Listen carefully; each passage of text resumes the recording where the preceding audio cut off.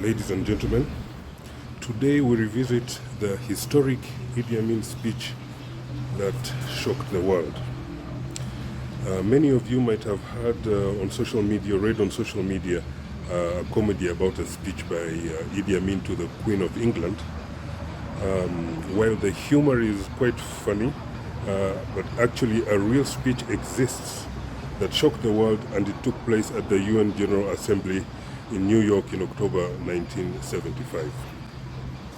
For the first time ever in UN history, the Pan-Africanist president deliberately chose to make a daring speech to world leaders in an African language, the Luganda dialect. Time magazine has rated it amongst the top 10 UN General Assembly moments of all time, not for the choice of language, but for the daring content and the way it helped change relations, particularly with Africa. After the summit, many of the continent's leaders left New York emboldened by Amin's fierce speech.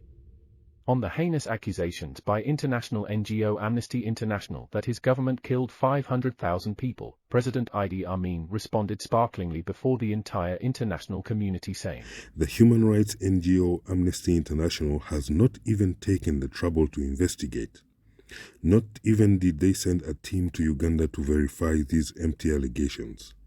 Amnesty International has therefore simply lent itself as a tool for baseless political propaganda and the global demonization smear campaign that has been senselessly perpetrated against me by the racist colonialist and imperialist powers which fund Amnesty International's existence."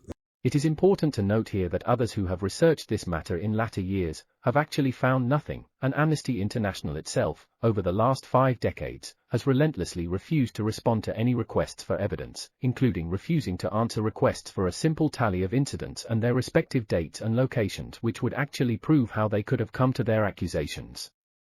It is therefore feasible for one to conclude that these were politically motivated propaganda allegations concocted from thin air by an actually reputable human rights organization that had succumbed to the urge to be the lead Western disinformation tool against a strong and independent African leader fighting to liberate Africa from colonialism and exploitation, and trying to ensure that the economic prosperity of the continent is enjoyed by its own peoples and not the European plunderers.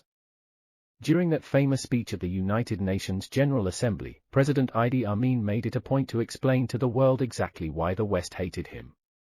He said, "They hate me for the pursuit of our natural rights, for the consolidation of our independence, for the retrieve of our economy, for our struggle for equality, dignity and justice in Africa, for our efforts fostering international brotherhood with completely independent states with freedom for each country to decide its own destiny without regard for size, ethnic grouping, color or creed, for our unflinching fight against oppression by big technologically advanced nations, for our stand against exploitation and enslavement of the majority by a reactionary, racist and fascist minority, for our dedicated commitment to the liberation movements in Africa, Asia and the Middle East. For all these principles, struggles and values that I stand for, I have been subjected to blackmail, ridicule, vulgar abuse and all sorts of treachery by imperialists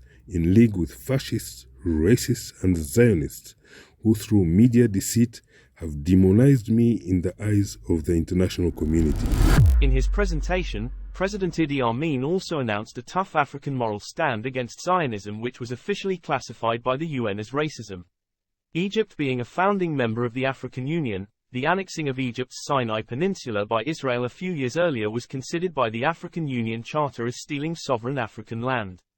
This rallied almost all African countries behind Egypt to defend every inch of the continent's territorial integrity, with about 47 African countries cutting all diplomatic ties with Israel immediately as part of a continent-wide protest against this brutal annexation of African territory. President Amin also urged the United States of America to resist being dominated by Israeli Zionism. He also condemned discrimination against black people in the United States, and denounced the Western imperialist agenda that was exploiting the continent, its people, and its resources. He then reasserted an African Union resolution made 3 months earlier, to free South Africa from apartheid and liberate the whole of Africa from colonialism using a common African military force if no progress is made in the clogged negotiations for the independence of the entire African continent. Following that declaration, 6 African nations then gained their independence that year thanks to Field Marshal Idi Amin Dada. Angola, Comoro Islands, Mozambique, São Tomé and Príncipe, Cape Verde, and Djibouti. While referring to the death of Pan-African hero Patrice Lumumba, President Idi Amin called the CIA a murder squad that was murdering anyone who resisted US expansionism in Africa.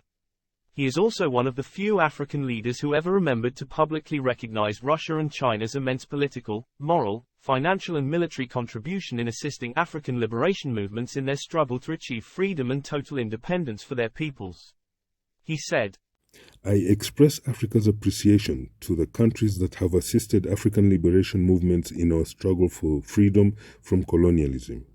I wish to mention Russia and China for their generous assistance, both moral and material, to the people of Africa fighting to free themselves from the bondage of heinous imperialism, brutal racism, and cruel apartheid.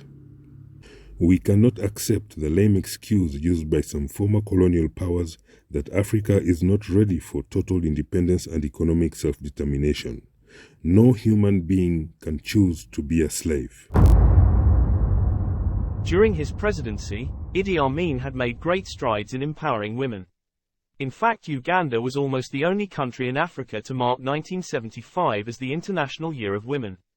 In his UN speech, he made an emphatic proclamation to the international community to support women emancipation around the world. He said, In Uganda, I have guaranteed that both sexes have equal opportunities and responsibilities to help them develop their particular talents and capabilities in the service of Uganda and the international community. Like their male counterparts, Ugandan women now have all the opportunities to make maximum contributions in every field and are playing their role fully and effectively at all levels of decision-making, planning, and implementation of all policies, programs, and projects. Women in Uganda have been fully integrated. They receive their full share of the benefits of development, and there are Ugandan women at all levels of public administration, including at the top. Ministers, permanent secretaries, professors, ambassadors, doctors, lawyers, judges, engineers, pilots, businesswomen, and women in all areas of our total national endeavor. I am glad to say that as far as Uganda is concerned, under my government, we have already guaranteed, both in principle and in practice, full equality between men and women. It turned out that one of the most unexpected outcomes for women emancipation in Uganda was when Idi Amin expelled the British from Uganda in 1972, and redistributed some of the nationalized small businesses and properties to Ugandan women. Idi Amin was known to urge women to not always remain in the kitchen. It is following this 1972 expulsion of the British from Uganda that he was named conqueror of the British Empire. After the speech, UN Secretary-General Kurt Waldheim and the President of the General Assembly gave a public dinner in Idi Amin's honor. A well-attended event by world leaders and diplomats.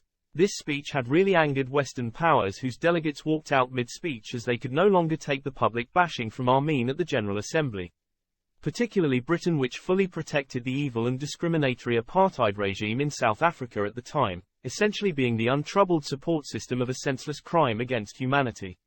Before the dinner, Idi Amin had spent the afternoon touring impoverished black areas in New York, where he witnessed the neglect by the American government against its black citizens. They did not have proper schools, roads, housing, nor proper public services. Idi Amin asked the US government to help its citizens instead of giving out billions of dollars annually to fuel war in the Middle East. This was a trip to America that to this day Ugandans fondly remember and are proud of, mostly particularly because of the fact that he used the Luganda language at the UN General Assembly. In a commentary complaining about the United Nations, renowned televangelist Pat Robertson of the famous 700 Club TV program said, the UN General Assembly had given Idi Amin a standing ovation when he arrived. They applauded him throughout his speech, and they rose to their feet as he left. Thank you.